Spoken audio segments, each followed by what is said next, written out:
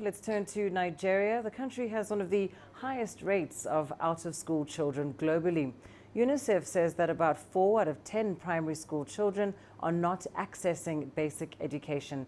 CGTN's Deji Badmus reports on the situation at one school on the outskirts of the capital, Abuja.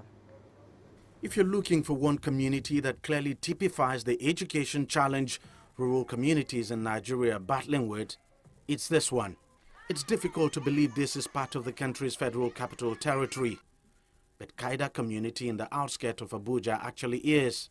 And it's a vivid demonstration of why children in rural communities make up the bulk of the estimated 13 million out-of-school children in Nigeria. This is the only school in the entire community.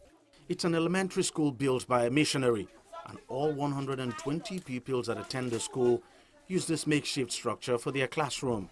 With no support in terms of funding, the missionary has not been able to develop the school beyond this stage since it started 6 years ago.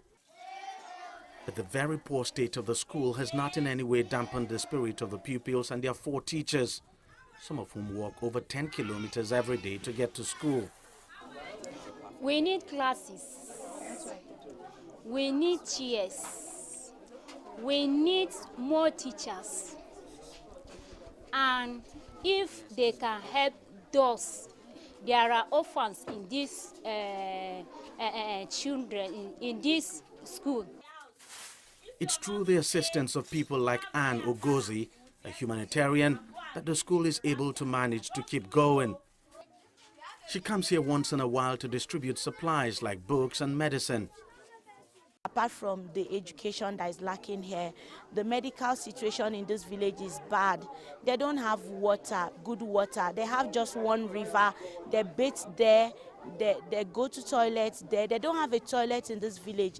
And so people die of malaria and typhoid. So I'm donating those drugs to the health center so they can have drugs there for a while. Indeed, this is the only source of water in the community. The only borehole constructed for them stopped working a long time ago.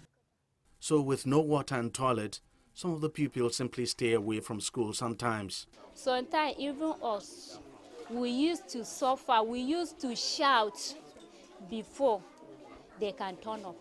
What I want to say to the government, please, they can help us, that they will give their support, or they will come and assist this community. Honestly, this community is needed help.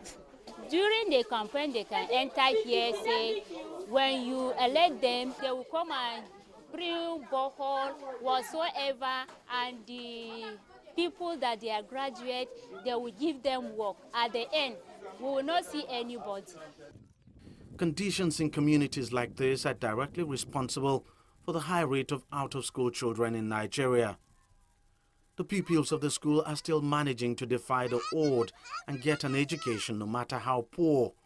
But if the fortunes of the school do not change over time, then Harvesters of Christ Primary School would eventually shut down, and its pupils will swell the number of out-of-school children in the country.